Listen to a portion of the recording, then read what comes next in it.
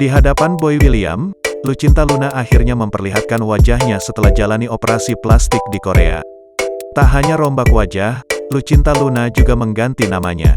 Setelah melakukan operasi plastik wajah yang diklaimnya mirip Lisa Blackpink, kini Lucinta Luna memasang tarif endorse sebesar 5 miliar rupiah.